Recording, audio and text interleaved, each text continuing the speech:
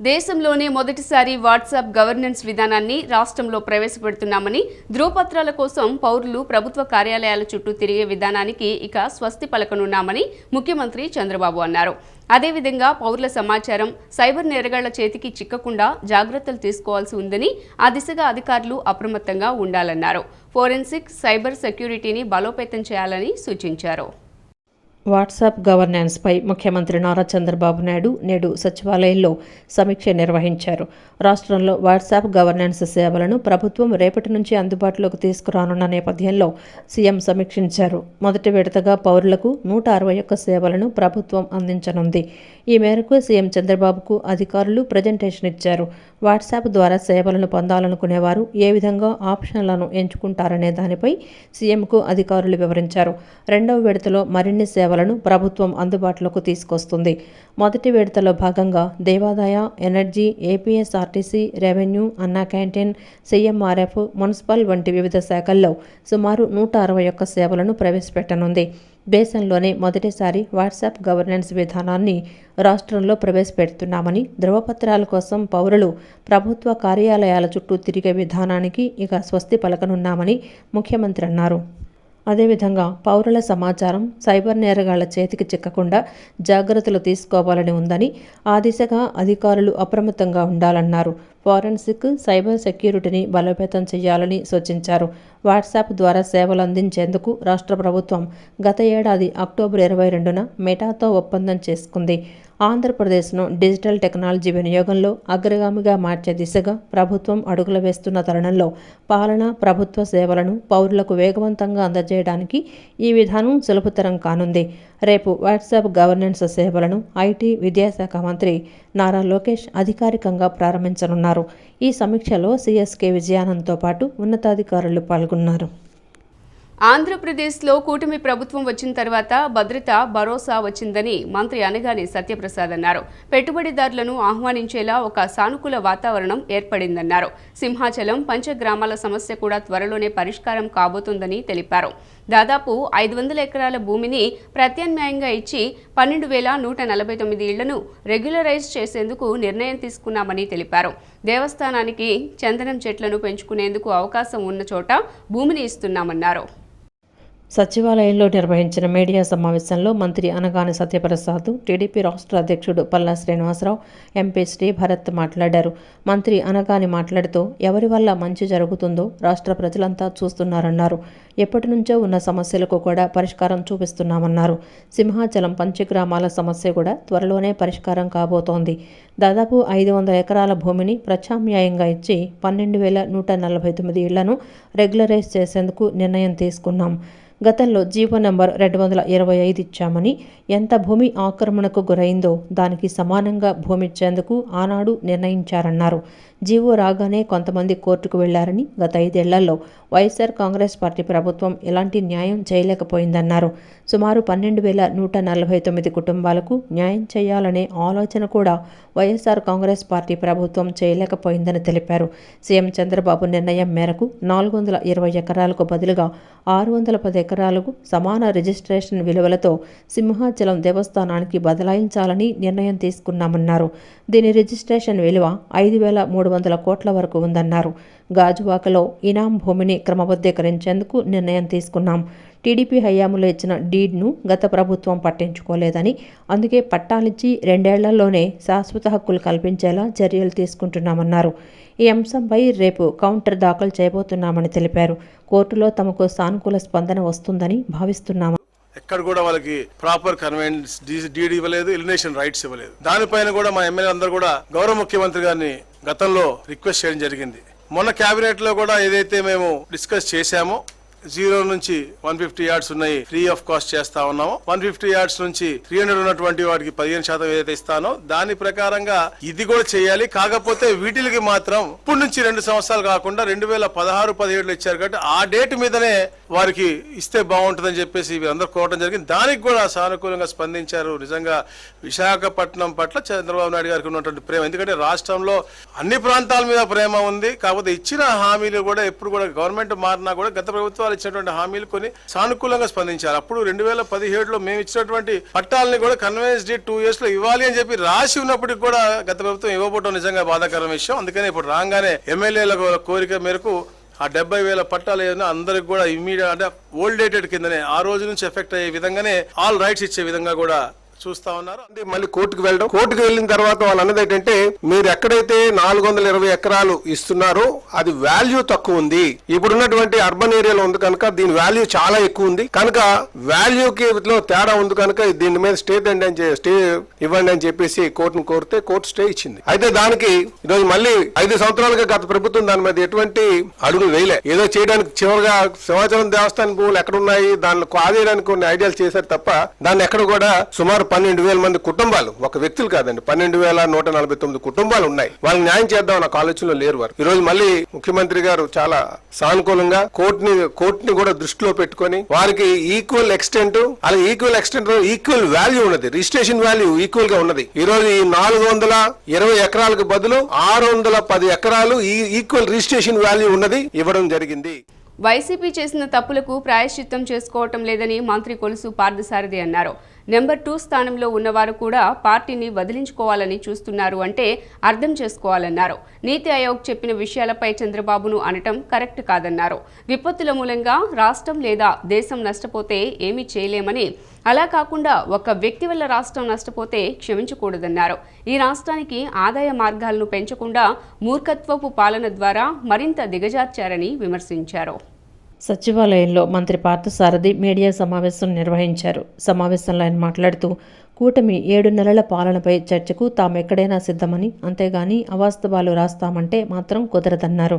మీరు తెచ్చిన అప్పును ఈ రాష్ట్రానికి సంపద సృష్టించడానికి ఖర్చు చేశారా, లేక విలాసాలకు మూర్ఖత్వపు ఆలోచనలకు ఆ సొమ్మును ఖర్చు చేశారని మండిపడ్డారు. మీరు అప్పు తెచ్చిన సొమ్మును ఎలా ఖర్చు చేశారో చెప్పాలని సవాల్ చేశారు. పేదవారిని నిరుపేదలుగా చేయడానికి వైసీపీ నాయకులందరూ కలిసి గూడుపుటాని చేశారన్నారు. ఫీజు రియంబర్స్మెంట్ విషయంలో బకాయిలు ఇవ్వకుండా వెళ్లిపోయారని, ఆఖరికి చిక్కీలు కోడిగుడ్లకు బకాయిలు పెట్టారన్నారు. ఆరోగ్యశ్రీ బకాయిలు ఎన్నో పెట్టారని, చివరకు కనీసం 100 మందికి కూడా సీఎంఆర్ఎఫ్ కూడా ఇవ్వలేదన్నారు. ధాన్యం డబ్బులను 3-4 నెలలు ఇవ్వకపోతే రైతుల పరిస్థితి ఏమిటన్నారు. ఎస్సీ ఎస్టీలకు రాష్ట్ర ప్రభుత్వం తరపున ఇవ్వాల్సింది 30,000కు తగ్గించారని, చివరకు కేంద్రం ఇచ్చిన నిధులను కూడా జగన్ డైవర్ట్ చేశాడని మంత్రి మండిపడ్డారు. కేంద్రం నుంచి పోలవరానికి భారీగా డబ్బులు తెచ్చారని వైసీపీ ఎందుకు తేలేకపోయిందని ప్రశ్నించారు. అమరావతి నిర్మాణం కోసం 31,000 కోట్లు తెచ్చిన ఘనత కూటమి సర్కారుదని అన్నారు. 7 నెలల కాలంలో 6.33 లక్షల కోట్లు అగ్రిమెంట్ రూపంలో రాష్ట్ర ప్రభుత్వం ఎంటర్ అయిందని తెలిపారు. ఇప్పటి వరకు 4.1 లక్షల మందికి ఉద్యోగాల కల్పనకు ఈ ప్రభుత్వం చర్యలు తీసుకుందన్నారు. 16,000కు పైగా టీచర్ల రిక్రూట్మెంట్కు నోటిఫికేషన్ ఈ ప్రభుత్వమే ఇచ్చిందని తెలిపారు. ఏదైనా దేశం కానీ రాష్ట్రం కానీ ఆర్థికంగా నష్టపోతే ఆలోచించవచ్చు, కానీ ఒక వ్యక్తి మూర్ఖత్వ పరిపాలన మూలంగా, దుష్పరిపాలన మూలంగా, చేతకాని పరిపాలన మూలంగా, దోపిడీల మూలంగా ఒక రాష్ట్రం గాని దేశం గాని నష్టపోతే ఆ వ్యక్తి క్షమించరాని వ్యక్తి అని చెప్పేసి చెప్పడానికి ఎటువంటి సందేహం లేదని చెప్పేసి మనం చేస్తాను. 5 సంవత్సరాల అధికారంలో ఉండి రాష్ట్రం గురించి కానీ, రాష్ట్ర ప్రజల భవిష్యత్తు గురించి కానీ, రాష్ట్రంలో ప్రతి సంవత్సరం వస్తున్న గ్రాడ్యుయేట్స్, ఇంజనీర్లు వాళ్ళందరి భవిష్యత్తు గురించి కానీ ఆలోచించుకోకుండా ఈ రాష్ట్రానికి సంపద సృష్టించి, ఈ రాష్ట్రానికి ఆదాయ మార్గాలు పెంచి, ఈ రాష్ట్రాన్ని దేశంలో ఉన్నత స్థానానికి తీసుకువెళ్ళడానికి ప్రయత్నించుకోకుండా తన మూర్ఖత్వపు పరిపాలనతో ఈ రాష్ట్రాన్ని అగాధంలోకి నెట్టేశారని చెప్పేసి మనం చేస్తా ఉన్నాను. ఇది వాస్తవం కాదనుకుంటే దమ్ముంటే ఎవరైనా సరే వైఎస్ఆర్ కాంగ్రెస్ పార్టీ నుంచి బహిరంగంగా చర్చించడానికి సిద్ధం అని చెప్పేసి కూడా ఛాలెంజ్ చేస్తా ఉన్నాం. అగాధంలోకి నెట్టవేయబడిన ఈ రాష్ట్రాన్ని ఒడ్డును వేయటానికి, తిరిగి గాడిలో పెట్టడానికి చంద్రబాబు నాయుడు గారు ప్రయత్నం చేస్తున్న విషయం ఈ రాష్ట్ర ప్రజలందరూ కూడా గమనించాలని చెప్పేసి మనం చేస్తా ఉన్నాను. నేను ప్రజల విస్తృత ప్రజా ప్రయోజనాలను దృష్టిలో ఉంచుకుని రైల్వేతో ముడిపడిన ప్రాజెక్టులు, అభివృద్ధి పనులను సమిష్టి భాగస్వామ్యంతో సత్వరం పూర్తి చేసేందుకు అవసరమైన డిపిఆర్లను త్వరితగతిన సిద్ధం చేయాలని, ఇప్పటికే చేపట్టిన పనుల పూర్తికి చర్యలు తీసుకోవాలని ఎంపీ కేశినేని శివనాథ్, జిల్లా collector doctor G. Lakshmisha, divisional railway manager Narendra A. Patil దృష్టికి తీసుకువచ్చారు. డ్రైన్లలో పూడికతీత, పారిశుద్ధ్య కార్యక్రమాలతో పాటు సీసీ అప్రోచ్, ఆర్ఓబి, ఆర్యూబీల మంజూరు, నిర్మాణం, ఆక్రమణల తొలగింపు, డిపిఆర్ల తయారీపై కూలంకుషంగా చర్చించి తక్షణమే కార్యాచరణకు చర్యలు చేపట్టాలని సంబంధిత అధికారులకు ఆదేశాలిచ్చారు. రైల్వేతో ముడిపడిన ప్రాజెక్టులు, అభివృద్ధి పనులు పూర్తి చేసేందుకు నేడు జిల్లా కలెక్టరేట్లో ఎంపీ కేశినేని శివనాథ్ అధ్యక్షతన డిఆర్ఎం నరేంద్ర ఏ పాటిల్, జిల్లా collector doctor G Lakshmisha, Mylavaram శాసనసభ్యులు వసంత వెంకట కృష్ణ ప్రసాద్, విజయవాడ నగరపాలక సంస్థ కమిషనర్ హెచ్ఎం ధ్యానచంద్ర, దక్షిణ మధ్య రైల్వే అధికారులు, రెవెన్యూ, మున్సిపల్, ఆర్అండ్బి, జాతీయ రహదారులు, ఇరిగేషన్ తదితర శాఖల సమన్వయంతో ప్రత్యేక సమన్వయ సమావేశాన్ని నిర్వహించారు. సమావేశంలో పార్లమెంటు సభ్యులు కేశినేని శివనాథ్ మాట్లాడుతూ రైల్వే ప్రాజెక్టులు, అండర్ గ్రౌండ్ డ్రైనేజీ వ్యవస్థల అభివృద్ధి పనులకు సంబంధించిన డిపిఆర్లను వెంటనే సిద్ధం చేసి అనుమతులు సాధించేలా కృషి చేయాల్సిన అవసరం ఉందన్నారు. రైల్వే ప్రాజెక్టులు, శాటిలైట్ కమ్యూనికేషన్ వ్యవస్థ, బుల్లెట్ ట్రైన్, మెట్రో లైన్ నిర్మాణం వంటి వాటిని కేంద్రం దృష్టికి తీసుకొచ్చి అనుమతులు, నిధులు మంజూరుకు తన వంతు కృషి చేసి విజయవాడ నగరాన్ని రైల్వే హబ్గా తీర్చిదిద్దేందుకు కృషి చేస్తానని వెల్లడించారు. గుణదల రైల్వే వంతెనకు సంబంధించిన డిపిఆర్ను రైల్వే బోర్డుకు సమర్పించడం జరిగిందని, వీలైనంత త్వరలో అనుమతుల మంజూరుకు కృషి చేస్తామని ఎంపీ శివనాథ్ తెలిపారు. బొడమేరు ఆధునికీకరణకు ప్రభుత్వం చర్యలు తీసుకుంటున్న తరుణంలో వాటికి అనుగుణంగా రైల్వేకు సంబంధించిన అండర్ పాసులు, ఓవర్ బ్రిడ్జిలు, డ్రైన్లను అభివృద్ధి చేసేందుకు రైల్వే అధికారులు ప్రణాళికలు రూపొందించి చర్యలు తీసుకోవాలన్నారు. అనంతరం కలెక్టర్ డాక్టర్ జి లక్ష్మీస మాట్లాడుతూ సీఎం, డిప్యూటీ సీఎం మంత్రులు బొడమేరు ఆధునికీకరణతో పాటు విజయవాడ నగరాభివృద్ధిపై ప్రత్యేక దృష్టి పెట్టడం జరిగిందన్నారు. ప్రభుత్వ ప్రాధాన్యతలకు అనుగుణంగా నిర్మాణాలకు అనువైన వేసవిలో వివిధ అభివృద్ధి పనుల పూర్తికి స్పష్టమైన కార్యాచరణతో, సమన్వయంతో ముందుకు వెళ్లాల్సిన అవసరం ఉందన్నారు. వెనుకబడిన వర్గాలకు, చేతి వృత్తుల కళాకారులకు మేలు చేకూర్చడానికి ప్రధాని విశ్వకర్మ పథకంను అమలు చేస్తోందని ఎమ్మెల్యే గద్దె రామ్మోహన్ అన్నారు. ఈ పథకాన్ని ఒక పద్ధతి ప్రకారం అందరికీ అర్థమయ్యేలా, అందరూ అర్హులైన లబ్ధిదారులకు పథకాన్ని సద్వినియోగం చేసుకునేలా చూడవలసిన బాధ్యత అధికారులపై ఉందన్నారు. బ్యాంకు అధికారులు కూడా పథకాన్ని క్షుణ్ణంగా పరిశీలించి కేంద్రం చేసే ఈ కార్యక్రమానికి బ్యాంకులు కూడా సహకరించాలని కోరారు. ఎంఎస్ఎంఈ ఆధ్వర్యంలో ప్రధానమంత్రి విశ్వకర్మ పథకం అవగాహన కార్యక్రమం రుణమేళాను ఆటోనగర్లోని ఆటోమొబైల్ టెక్నీషియన్స్ అసోసియేషన్ హాల్లో నిర్వహించారు. ఈ కార్యక్రమానికి ఎమ్మెల్యే గద్దె రామ్మోహన్ రావు ముఖ్య అతిథిగా విచ్చేశారు. అర్హులైన లబ్ధిదారులకు రుణ చెక్కులను పంపిణీ చేశారు. ఈ సందర్భంగా ఎమ్మెల్యే మాట్లాడుతూ కేంద్ర ప్రభుత్వం మోడీ నాయకత్వం, రాష్ట్ర ప్రభుత్వంలో చంద్రబాబు నాయకత్వంలో ఈ కార్యక్రమాన్ని కేంద్ర ప్రభుత్వం సహకారంతో నిర్వహించడం జరిగిందన్నారు. ఈ పథకం కోసం అర్హులు దరఖాస్తు చేసుకోవాలని సూచించారు. ఎన్టీఆర్ జిల్లాలో 49,000 మంది దరఖాస్తు చేసుకున్నారని, అందులో 2,561 మంది అర్హత సాధించారని అన్నారు. వీరంతా ప్రాథమిక శిక్షణ పూర్తి చేసుకున్నారని, వారికి సర్టిఫికెట్లు ఇస్తున్నారని అన్నారు. వీలైనంత ఎక్కువ మందికి లబ్ధి చేకూరేలా ఈ కార్యక్రమాన్ని రూపుదిద్దాలన్నారు. 25,000 మంది లబ్ధి పొందేలా చూడాలన్నారు. యువతకు అత్యధిక ప్రాధాన్యత ఇచ్చి వారికి ప్రోత్సాహాన్ని అందిస్తున్నట్లు తెలిపారు. శిక్షణ లేని వారికి స్కిల్ డెవలప్మెంట్ ద్వారా శిక్షణ కూడా ఇవ్వటం జరుగుతుందని అన్నారు. శిక్షణ పొందిన వారికి బ్యాంకు ద్వారా రుణ సదుపాయం కల్పించడం జరుగుతుందన్నారు. అర్హులైన లబ్ధిదారులు సచివాలయం లేదా మీ సేవా కేంద్రాల్లో దరఖాస్తు చేసుకోవాలన్నారు. రంగులు కానీ, పడవలు తయారు చేసేవారు కానీ, ఆయుధాలు తయారు చేసేవారు, కమ్మరి అని అనేక రకాలుగా మీరు అన్నీ ఉన్నాయి. దాంట్లో నిజమైన అర్హులు వాళ్ళు గవర్నమెంట్ ఇచ్చే ₹1,00,000 తీసుకెళ్ళిపోతాం మాకు ఇచ్చేయండి అన్నట్టుగా కాకుండా అర్హులందరూ కూడా మీరు అప్లికేషన్లు పెట్టుకుంటే సుమారు మన జిల్లాలో 49,000 మంది అప్లికేషన్లు పెట్టారు. దానిలో ఫైనల్గా వచ్చేపాటికి 2,561 మంది ఎలిజిబుల్ అయ్యారు. సో ఆ ఎలిజిబిలిటీస్ లిస్టు సార్ మీరు అధికారులు కూడా ఇక్కడ ఉన్నారు, బ్యాంక్ అధికారులు ఉన్నారు. ఆ ఎలిజిబిలిటీస్ కూడా వేగ్గా కాకుండా ఉన్న విషయాలు వాళ్ళకి తెలియజెప్పాలి. మీరందరూ కూడా మాట్లాడుకోకుండా వాళ్ళు చెప్పిన విషయాలు ఉన్నప్పుడు దానికి ఎవరు ఎలిజిబుల్లో తెలుస్తుంది, దాని ప్రకారం మనం పెట్టుకోవచ్చు. అందువల్ల ఈ కార్యక్రమం అవగాహన సదస్సు ఇది. ఇవాళ ఏం లోన్లు ఇచ్చే సదస్సు కాదు. మీరు మీ దగ్గర ఉన్న సచివాలయం ద్వారానో లేకపోతే మీ సేవా సెంటర్ ద్వారా అప్లికేషన్లు పెట్టుకోవచ్చు. అప్లికేషన్లు డైరెక్ట్గా వాళ్ళకి వెళ్ళిపోతాయి. దాని నుంచి మీకు ఫోన్లు వస్తాయి, అన్ని రకాలు కూడా వస్తాయి. నాకు తెలిసి 2,561 మంది మాత్రం బేసిక్ ట్రైనింగ్ కంప్లీట్ అయిన వాళ్ళు ఉన్నారు. అనంతరం విశాఖపట్నం ఎంఎస్ఎంఈ అధికారులు మాట్లాడుతూ పీఎం విశ్వకర్మలో 18 రకాల వృత్తులున్నాయని, అందులో ఏదో ఒక వృత్తి పనిచేస్తున్న వారు మీ సేవ ద్వారా దరఖాస్తు చేసుకోవాలన్నారు. దరఖాస్తులన్నీ విశాఖపట్నం వస్తాయని, అక్కడి నుంచి స్కిల్ డెవలప్మెంట్, ఎన్ఎస్డిసి, ఎంఎస్డిసికి దరఖాస్తులు వెళ్తాయని, వారు శిక్షణకు పిలుస్తారన్నారు. శిక్షణ పూర్తయిన తర్వాత రుణ దరఖాస్తు ఆటోమేటిక్గా సంబంధిత బ్యాంకుకు వెళ్తుందన్నారు. బ్యాంకు వాళ్ళు అప్లికేషన్ లెవెల్ను బట్టి ప్రాసెస్ చేస్తారన్నారు. మనకు 1 సంవత్సరం అయింది ఈ స్కీమ్ లాంచ్ చేశారు. ఈ స్కీమ్ లాంచ్ చేసిన తర్వాత మనకి మొదట ఆంధ్రప్రదేశ్లో తిరుపతి, వెస్ట్ గోదావరి, నెల్లూరు ఈ 3 జిల్లాల్లో మాత్రమే మొదటి విడతగా అప్లికేషన్స్ అలౌ చేశారు. తర్వాత అన్ని జిల్లాలకు కూడా మనకి ఈ విశ్వకర్మ స్కీము అప్లికేషన్స్ అలౌ చేశారు. ఇప్పుడు మనకి ఈ ప్రోగ్రాంలో ముఖ్యంగా మీకు వచ్చిన వారికి లోన్స్ ప్రాసెస్ చేయడము, అది బ్యాంక్ వారికి రిక్వెస్ట్ చేసాం ఆల్రెడీ. ఇకపోతే మీకున్న కొన్ని డౌట్స్ ఏంటంటే, మనకి మీ అందరికీ తెలిసిందే పిఎం విశ్వకర్మలో 18 రకాల ట్రేడ్స్ ఉన్నాయి, వృత్తులు ఉన్నాయి. ఆ 18 రకాలు ఎవరైతే వృత్తి పని చేస్తున్నారో వారు ఈ స్కీమ్లో అప్లికేషన్ మీ సేవ ద్వారా పెట్టుకోవాలి. మీ సేవ ద్వారా అప్లికేషన్ పెట్టుకున్న తర్వాత అది మీ గ్రామ సర్పంచ్ గారి టైలరింగ్ వాళ్ళు ఉన్నారు.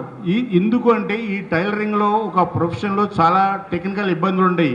ఎలాంటి వృత్తి లేని వాళ్ళు కూడా అప్లై చేసుకోవడం వల్ల గవర్నమెంట్ ఐడెంటిఫై చేసింది. ఇంతమంది టైలర్లు మేషనరీ చేసుకున్నారు కాబట్టి వాళ్ళకి గవర్నమెంట్ అంటే మళ్ళీ సపరేట్గా ఒక జియో ఇచ్చారు సార్. ఆ జియో ప్రకారం మేము 40,000 మంది మన జిల్లాలో టైలరింగ్ మేషనరీ అప్లై చేశారు. అదర్ ట్రేడ్స్ 8,000 ఉంటే ఓన్లీ మేషనరీ అండ్ టైలర్సే 40,000 ఉన్నారు. సో ఇది నిజమైన ప్రొఫెషన్ ఉందా లేదా అనే దానికి ఒక ఎంక్వైరీ కోసం మనం ఏం చేసామంటే కలెక్టర్ గారి అప్రూవల్ ద్వారా మన ఎండిఓస్కి పంపించడం జరిగింది. మీ కన్సల్ట్ ఎండిఓస్. ఎమ్మెల్సీ ఎన్నికల షెడ్యూల్ను కేంద్ర ఎన్నికల సంఘం విడుదల చేసింది. ఏపీలో ఉమ్మడి, ఉభయ గోదావరి, కృష్ణా, గుంటూరు, పట్టభద్రుల నియోజకవర్గాలకు ఎన్నికలు నిర్వహించనున్నారు. శ్రీకాకుళం, విజయనగరం, విశాఖపట్నం ఉపాధ్యాయ స్థానానికి పోలింగ్ జరగనుంది. ఫిబ్రవరి 3న నోటిఫికేషన్ విడుదల కానుంది. అదే ఈ నెల 27న పోలింగ్ నిర్వహించనున్నారు. మార్చి 3వ తేదీన ఓట్ల లెక్కింపు చేపట్టనున్నారు. ఫైబర్ నెట్ కేసులో చంద్రబాబుపై పెట్టిన కేసులో విచారణ అధికారులు వేసిన ఛార్జ్షీట్ను కోర్టు రిజెక్ట్ చేసిందని AP fibre net chairman GV Reddy అన్నారు. ఛార్జ్షీట్ను కోర్టు రిజెక్ట్ చేస్తే జగన్ సొంత పత్రికలో తప్పుడు వార్తలు రాశారన్నారు. అధికారులతో తప్పుడు వాంగ్మూలాలు ఇప్పించారంటూ తప్పుడు వార్తలు రాశారని ఫైర్ అయ్యారు. గత ప్రభుత్వంలో పనిచేసిన అధికారులందరికీ కూటమి ప్రభుత్వం పోస్టింగ్లు ఇచ్చిందని తెలిపారు. ఫైబర్ నెట్ మాజీ చైర్మన్ గౌతమ్ రెడ్డిపై ప్రస్తుత fibre net chairman GV Reddy మండిపడ్డారు. నేడు మీడియాతో మాట్లాడుతూ 2014లో చంద్రబాబు సీఎంగా తెరా సాఫ్ట్ సంస్థపై ఒత్తిడి తెచ్చారన్న అభియోగాలపై గత ప్రభుత్వం కేసు పెట్టిందని, తెరా సాఫ్ట్ ఎండీ వేమూరి హరిప్రసాద్పై తప్పుడు కేసులు పెట్టి వేధించారని అన్నారు. కులాల ప్రాతిపదికన చంద్రబాబును ఇరికించేందుకు జగన్ అక్రమ కేసు పెట్టించారని, చంద్రబాబుపై తప్పుడు ఫిర్యాదులు చేసి ఆయనను అక్రమంగా కేసులో ఇరికించారని మండిపడ్డారు. గతంలో fibre net chairman Gautam Reddy ఫిర్యాదు చేస్తే ఎండీ ఫిర్యాదిచ్చినట్లు ఎఫ్ఐఆర్లో రాశారన్నారు. ఫిర్యాదులో ఎక్కడా చంద్రబాబు పేరు లేకపోయినా కక్షపూరితంగా వ్యవహరించారని మండిపడ్డారు. విచారణ మొదలుపెట్టాక చంద్రబాబును ఇరికించాలని ఆయన పేరు పెట్టారని ఆరోపించారు. ఫైబర్ నెట్ కేసులో చంద్రబాబుపై పెట్టిన కేసులో విచారణ అధికారులు వేసిన ఛార్జ్షీట్ను కోర్టు రిజెక్ట్ చేసిందన్నారు. ఛార్జ్షీట్ను కోర్టు రిజెక్ట్ చేస్తే జగన్ సొంత పత్రిక సాక్షిలో తప్పుడు వార్తలు రాశారన్నారు. అధికారులతో తప్పుడు వాంగ్మూలాలు ఇప్పించారంటూ సాక్షిలో తప్పుడు వార్తలు రాశారని ఫైర్ అయ్యారు. గత ప్రభుత్వంలో పనిచేసిన అధికారులందరికీ కూటమి ప్రభుత్వం పోస్టింగులు ఇచ్చిందని తెలిపారు. పోస్టింగులు ఇస్తే అధికారులు అనుకూలంగా పనిచేస్తారా? అలా అయితే గతంలో వైసీపీ పోస్టింగులు ఇచ్చి అధికారులతో అనుకూలంగా చేయించారనుకోవాలా అని అన్నారు. అధికారులను దిగజార్చేలా తప్పుడు ఆరోపణలు చేస్తున్నారన్నారు. చెరుకూరి శ్రీధర్ను బెదిరించి లొంగదీసుకున్నారని అవాస్తవాలు ప్రచారం చేస్తున్నారన్నారు. వైసీపీ హయాంలో అధికారులు చేసిన ఆడిట్ నివేదిక తప్పుడుదని, కోర్టు కొట్టేసిందని, తాము తప్పులు చేశామని ఆరోపణలు చేయడం దారుణమని అన్నారు. అదే ఒక పరిమాణ చర్య అయితే ఏది ఆయన మీద కేసు పెట్టడం, మళ్ళీ మా సార్ని దీన్ని తీసుకురావడం ఏది కుల ప్రాతిపదికన. ఏమైనా కామన్ సెన్స్ ఉంటే ఒక ముఖ్యమంత్రి స్థానంలో ఉండి ఆ రోజు జగన్మోహన్ రెడ్డి గారు కులాల ప్రాతిపదికన సామాజిక వర్గాన్ని దృష్టిలో పెట్టుకొని ఏదో ఒకటి ఇరికిచ్చేసి చేద్దామన్న ఉద్దేశంతో పెట్టిన కేసు అది పక్కా ఫేక్ కేసు. ఎందుకు పక్కా ఫేక్ కేసు అంటే వస్తాను ఈ సాక్షి కథనానికి. ఇది వాళ్ళు ఫైల్ చేసినటువంటి ఎఫ్ఐఆర్ 9/9/2021. అసలు ఈ ఎఫ్ఐఆర్లోనే ఒక దారుణం ఏంటంటే ఎఫ్ఐఆర్ని ఎప్పుడు ఎలా ఫైల్ చేస్తారు? ఎవరైనా కంప్లైంట్ ఇస్తే ఎఫ్ఐఆర్ కడతారు పోలీస్ స్టేషన్. ఆ రోజు ఫైబర్ నెట్ చైర్మన్ గారు, అంటే ఆ రోజు ఉన్నటువంటి ఫైబర్ నెట్ చైర్మన్ ఎవరు? గౌతమ్ రెడ్డి గారు కంప్లైంట్ ఇచ్చాడంట. ఏది టెరాసాఫ్ట్లో, ఇది ఫైబర్ నెట్లో టెరాసాఫ్ట్ని తీసుకొచ్చేసి 2014-19 మధ్యలో ఏదేదో అన్యాయాలు జరిగిపోయాయని చెప్పేసి ఆయన కంప్లైంట్ ఇస్తే గౌతమ్ రెడ్డి ఎఫ్ఐఆర్ బుక్ చేశారు. కరెక్ట్. కానీ ఎఫ్ఐఆర్లో ఏం చేస్తారంటే, మీకు ఎఫ్ఐఆర్ ఈయన అబ్జర్వ్ చేస్తే ఎఫ్ఐఆర్లో సీరియల్ నెంబర్ 6 అని ఉంటుంది. సీరియల్ నెంబర్ 6లో ఏం రాస్తారంటే కంప్లైంట్ ఎవరు ఇచ్చారో వాళ్ళ పేరు రాస్తారు. ఎఫ్ఐఆర్లో సీరియల్ నెంబర్ 6లో ఎఫ్ఐఆర్ ఏమో కంప్లైంట్ ఇచ్చింది మాత్రం ఫైబర్ నెట్ చైర్మన్, కానీ కంప్లైంట్ ఇచ్చింది ఫైబర్ నెట్ చైర్మన్ అయితే ఎఫ్ఐఆర్లో కాలం నెంబర్ 6లో రాసింది ఎండి గారు ఇచ్చినట్టుగా రాశారు. కేసు కట్టాలన్న తొందరతోటి ఎవరు ఎఫ్ఐఆర్ కంప్లైంట్ ఇచ్చారో కనీసం వాళ్ళ పేరు కూడా రాయలేకపోయారు సరిగా. బీఎస్ఎన్ఎల్ ద్వారా ప్రజలకు మెరుగైన టెలికాం సేవలను అందించేందుకు పూర్వ వైభవం తీసుకురావడానికి సమిష్టిగా కలిసి కృషి చేద్దామని ఎన్టీఆర్ జిల్లా telephone advisory committee chairman MP Kesineni Sivanath తెలిపారు. బీఎస్ఎన్ఎల్ అభివృద్ధిలో భాగంగా తన వంతు సహాయ సహకారాలు అందజేయడానికి ఎల్లప్పుడూ ముందుంటానని తెలియజేశారు. చుట్టుగుంటలోని బీఎస్ఎన్ఎల్ కార్యాలయం సమావేశ మందిరంలో నేడు ఎన్టీఆర్ జిల్లా టెలిఫోన్ అడ్వైజరీ కమిటీ 2024-26 సెషన్ మొదటి సమావేశం జరిగింది. టీఏసీ చైర్మన్గా తొలిసారి బీఎస్ఎన్ఎల్ కార్యాలయానికి విచ్చేసిన ఎంపీ కేశినేని శివనాథ్ చిన్నికి BSNL Vijayawada business area general manager K Muralikrishna, ఐటీఎస్తో పాటు ఇతర అధికారులు ఘన స్వాగతం పలికారు. ఈ సందర్భంగా MP Kesineni Sivanath AP CGM M శేషాచలాన్ని మర్యాదపూర్వకంగా కలిశారు. అనంతరం టెలిఫోన్ అడ్వైజరీ కమిటీ సమావేశంలో పాల్గొన్నారు. ఈ సమావేశానికి అధ్యక్షత వహించిన ఎంపీ కేశినేని శివనాథ్ మాట్లాడుతూ బీఎస్ఎన్ఎల్కు ప్రజలకు అనుసంధానంగా వ్యవహరిస్తానన్నారు. త్వరలో బీఎస్ఎన్ఎల్ 5G సేవలను విస్తరించాలని, అలాగే విజయవాడ బిజినెస్ ఏరియా ఆంధ్రప్రదేశ్లోని అగ్రగామిగా మంచి లాభాలతో వెళ్లాలని సూచించారు. బీఎస్ఎన్ఎల్ అభివృద్ధిలో భాగంగా తన వంతు సహాయ సహకారాలు అందజేయడానికి ఎల్లప్పుడూ ముందుంటానని తెలియజేశారు. అనంతరం BSNL GM K Muralikrishna Vijayawada బీఎస్ఎన్ఎల్కు సంబంధించిన ప్రగతితో పాటు భవిష్యత్తు ప్రణాళికలు తెలియజేశారు. త్వరలోనే బీఎస్ఎన్ఎల్ విజయవాడ బిజినెస్ ఏరియాలోని అన్ని టవర్లను 4Gలోకి మార్చి ఆ తర్వాత 5G సేవలను కూడా ప్రారంభిస్తామని తెలిపారు. బీఎస్ఎన్ఎల్ FTTH ఫైబర్ నెట్ సేవలలో ఎంతో అభివృద్ధి సాధించిందని, త్వరలోనే ఆధునికమైన మ్యాన్ ఎక్విప్మెంట్ ఉపయోగించి మరింత వేగవంతమైన ఇంటర్నెట్ను బీఎస్ఎన్ఎల్ వినియోగదారులకు అందిస్తామని తెలిపారు. గణతంత్ర దినోత్సవ పరేడ్లో ప్రదర్శించిన శకటాల్లో ఆంధ్రప్రదేశ్ 3వ స్థానంలో నిలిచింది. తొలి 2 స్థానాల్లో ఉత్తరప్రదేశ్, త్రిపుర ఉన్నాయి. ఏపీ ప్రదర్శించిన ఏటికొప్పాక బొమ్మల శకటానికి 3వ స్థానం దక్కింది. ఈ మేరకు పరేడ్ శకటాల ఫలితాలను రక్షణ మంత్రిత్వ శాఖ ప్రకటించింది. విజయవాడ నగర పరిధిలో ఉన్న అన్ని అన్నా క్యాంటీన్లలో ఆహార నాణ్యతను నోడల్ ఆఫీసర్లు ఎప్పటికప్పుడు క్రమం తప్పకుండా పరిశీలించాలని విజయవాడ నగరపాలక సంస్థ కమిషనర్ ధ్యాన్ చంద్ర ఆదేశించారు. కిచెన్లో ఆరోగ్యకరమైన వాతావరణం ఉండేటట్టు చూసుకోవాలని తెలిపారు. నిరంతరాయంగా త్రాగునీరు ఉండాలన్నారు. విజయవాడ నగరపాలక సంస్థ కమిషనర్ ధ్యానచంద్ర తన పర్యటనలో భాగంగా RTC workshop road, HB colony ప్రాంతాలను పర్యటించి క్షేత్రస్థాయిలో పరిశీలించారు. ఆర్టీసీ వర్క్షాప్ రోడ్డు, హెచ్బీ కాలనీలో ఉన్న అన్నా క్యాంటీన్లను క్షేత్రస్థాయిలో పరిశీలించారు. ఆహార నాణ్యతలో ఎటువంటి లోపం లేకుండా చూసుకోవాలని అధికారులకు సూచించారు. అన్నా క్యాంటీన్లో అవసరమైన సదుపాయాల్లో ఎటువంటి మరమ్మతులు ఉన్నా ఎప్పటికప్పుడు పరిష్కరించాలన్నారు. కిచెన్లో ఆరోగ్యకరమైన వాతావరణం ఉండేటట్లు చూసుకోవాలని చెప్పారు. నిరంతరాయంగా త్రాగునీరు ఉండాలని, వాడుక నీటి పైప్లైన్లలో ఎటువంటి లీకేజీ లేకుండా చూసుకోవాలని అధికారులను ఆదేశించారు. ఈ పర్యటనలో zonal commissioner Ramyakeerthana, chief engineer R Srinatha Reddy, chief city planner GVGSV Prasad, in charge chief medical health officer doctor Suresh Babu తదితరులు పాల్గొన్నారు. విజయవాడ పాయకపురం కొత్త రాజరాజేశ్వరిపేట ప్రాంతంలో నగరపాలక సంస్థ అందించిన పట్టాలకు జనవరి 31 కల్లా రిజిస్ట్రేషన్ చేయించుకోవాలని వీఎంసీ కమిషనర్ ధ్యాన్ చంద్ర పిలుపునిచ్చారు. 100 రూపాయలకే రిజిస్ట్రేషన్ ప్రక్రియను పూర్తి చేయటం జరుగుతుందన్నారు. విజయవాడ నగరపాలక సంస్థ వారు జారీ చేసిన పట్టాలను రిజిస్ట్రేషన్ చేసుకునేందుకు జనవరి 31 ఆఖరి తేదీ అని విజయవాడ నగరపాలక సంస్థ కమిషనర్ ధ్యానచంద్ర తెలియజేశారు. పాయకాపురం, కొత్త రాజరాజేశ్వరిపేట ప్రాంతాలలో విజయవాడ నగరపాలక సంస్థ కేటాయించిన పట్టాలను రిజిస్ట్రేషన్ చేసుకోవాలని కోరారు. గజం 100 రూపాయలకే రిజిస్ట్రేషన్ చేస్తున్నట్లు తెలిపారు. రిజిస్ట్రేషన్ ప్రక్రియను నగరపాలక సంస్థ ప్రధాన కార్యాలయంలోని నూతన భవనం గ్రౌండ్ ఫ్లోర్లో జరుగుతుందని చెప్పారు. ఇంకా ఇళ్ల రిజిస్ట్రేషన్లు చేయించుకొని వారు త్వరపడాలని సూచించారు.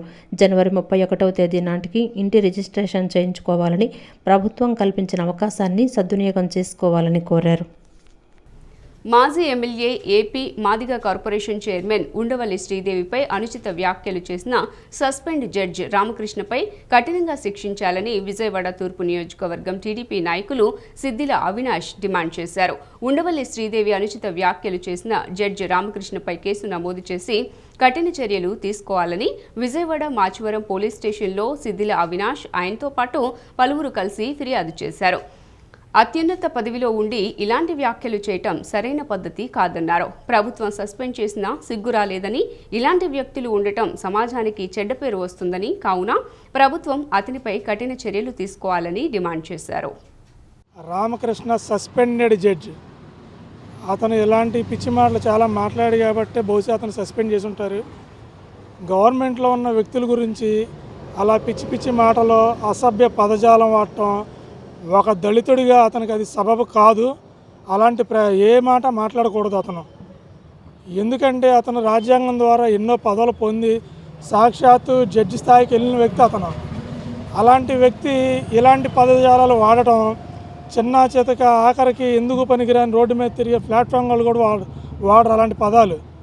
వాళ్ళు కూడా సిగ్గుపడతారు ఇలాంటి మాటలు మాట్లాడాలంటే. శ్రీదేవి గారి గురించి అలా అసభ్యంగా మాట్లాడడం చాలా తప్పు. ఈ మాటలు ఉపసంహరించుకొని ఆవిడ కాళ్ళు పట్టుకొని క్షమాపణ చెప్పబోతే అతని మీద కఠిన చర్యలు తీసుకోవాల్సి వస్తుంది. Aakash educational services limited NEET జేఈఈలో శ్రేష్ఠత అందించేందుకు ఏఐఎం ప్రోగ్రాంను ప్రారంభించిందని AESL assistant director VS Naresh తెలిపారు. ఏఐఎం ప్రోగ్రాం ద్వారా ఆధునిక బోధనా పద్ధతులు, వ్యక్తిగత మార్గదర్శనం, కఠినమైన పరీక్షా విధానాలు విద్యార్థులకు ప్రధాన పోటీ పరీక్షల్లో అగ్రస్థానాల్లో నిలిచేందుకు దోహదపడతాయన్నారు. ఏఐఎం ప్రోగ్రాంలో ప్రవేశం టీహెచ్ఈ, ఎన్టీఎస్సీ, ఒలింపియాడ్ల వంటి పరీక్షల్లో ప్రతిభ చూపిన విద్యార్థులు లేదా బోర్డు పరీక్షల్లో అద్భుతమైన ప్రదర్శన చేసిన విద్యార్థులందరికీ అందుబాటులో ఉంటుందన్నారు. దేశవ్యాప్త పరీక్ష ప్రిపరేటరీ సేవల్లో అగ్రగామిగా ఉన్న ఆకాష్ ఎడ్యుకేషనల్ సర్వీసెస్ లిమిటెడ్ ఏఈఎస్ఎల్ ఆంధ్రప్రదేశ్లో ఏఐఎం ప్రోగ్రాంను ప్రారంభించింది. ఈ ప్రోగ్రాం బ్రోచర్ ఆవిష్కరణ కార్యక్రమం బెంజ్ సర్కిల్ సమీపంలోని ఆకాష్ సంస్థ కార్యాలయంలో జరిగింది. ఈ సందర్భంగా ఏఈఎస్ఎల్ అసిస్టెంట్ డైరెక్టర్ విఎస్ నరేష్ మాట్లాడుతూ, ఈ విప్లవాత్మక ర్యాంక్ ఇంప్రూవ్మెంట్ కార్యక్రమం ఐఐటి, ఎన్ఐటి, ఏఐఐఎంఎస్ వంటి భారత్లో అత్యంత ప్రఖ్యాతిగాంచిన పోటీ పరీక్షల్లో విజయం సాధించేందుకు విద్యార్థులకు అవసరమైన నైపుణ్యాలు, జ్ఞానం, మార్గదర్శకత్వం అందించడానికి రూపొందించబడిందన్నారు. ఈ ప్రోగ్రాం సమగ్ర అకాడమిక్ సిద్ధాంతానికి మార్గదర్శకంగా ఉందన్నారు. అన్ని సెంటర్లలో అమలు చేయబడే ఏకీకృత సిలబస్ అని, ప్రత్యేకంగా రూపొందించిన స్టడీ మెటీరియల్స్ మరియు ఆల్ ఇండియా ర్యాంకింగ్ సిస్టమ్ ద్వారా విద్యార్థులు తమ పనితీరును సహచరులతో పోల్చుకునే అవకాశాన్ని అందిస్తుందన్నారు. అంతేకాకుండా సందేహాల నివృత్తి కోసం ప్రత్యేక కౌంటర్లు, అనుభవజ్ఞులైన ఉపాధ్యాయుల వ్యక్తిగత మార్గదర్శనం మరియు post test error analysis sessions వంటి సహాయక వ్యవస్థను కలిగి ఉందన్నారు. ఏఐఎం ప్రోగ్రాంలో హైబ్రిడ్ క్లాస్ రూమ్లు, ఐట్యూటర్ ప్లాట్ఫామ్స్ ద్వారా రికార్డు చేసిన వీడియో లెక్చర్లు మరియు క్యూఆర్ కోడ్ సపోర్టు చేసిన స్టడీ మెటీరియల్స్ అందుబాటులో ఉంటాయన్నారు. విద్యార్థుల విద్యను మెరుగుపరచడంలో అత్యాధునిక టెక్నాలజీలను ఉపయోగించడం జరుగుతోందని తెలిపారు. అదనంగా మోటివేషనల్ వెబినార్లు, తల్లిదండ్రుల ఉపాధ్యాయ సమావేశాలు, మై ఆకాష్ యాప్ ద్వారా రియల్ టైం పనితీరు ట్రాకింగ్ అందించబడుతుందన్నారు. అదేవిధంగా ఎంసెట్లో కానివ్వండి, జేఈ అడ్వాన్స్లో కానివ్వండి, ది బెస్ట్ ఫ్యాకల్టీని పెట్టి వాళ్ళకి మేము సహకరిస్తాము, ఖచ్చితంగా సదుపాయాలను ఏర్పరుస్తున్నాము. దీనికోసము ఈసారి ఇంటగ్రేటెడ్ ప్రోగ్రామ్ అంటే ఈ కాంపిటేటివ్ ఎగ్జామినేషన్స్ కావాల్సిన విషయాలని చెప్తూ, అదేవిధంగా ఇంటర్మీడియట్ ప్రోగ్రామ్ కూడా ఈసారి ఆకాష్ విద్యా సంస్థలు వీళ్ళకి సపోర్ట్ చేస్తున్నాయి అన్నమాట. అంతేకాకుండా పిల్లలకి దూర ప్రాంతాల నుంచి వచ్చే వాళ్ళకి బాయ్స్ హాస్టల్ సదుపాయం ఏర్పరుస్తున్నాము, అదేవిధంగా గర్ల్స్ హాస్టల్ కూడా సదుపాయాన్ని ఏర్పరుస్తున్నాము. ఏ పేరెంట్ కూడా దిగులు పడకుండా ప్రశాంతంగా వాళ్ళ యొక్క జర్నీని మా యొక్క సపోర్ట్ తోటి వాళ్ళు అనుకున్న గోల్ రీచ్ కావడానికి కావాల్సిన సదుపాయాలన్నీ కూడా మా యొక్క ఆకాష్ సంస్థ ఏర్పరుస్తుంది. సిటీ న్యూస్ ఇంతటితో సమాప్తం. తిరిగి వార్తల్లో మళ్ళీ కలుద్దాం. అంతవరకు సెలవు. నమస్కారం.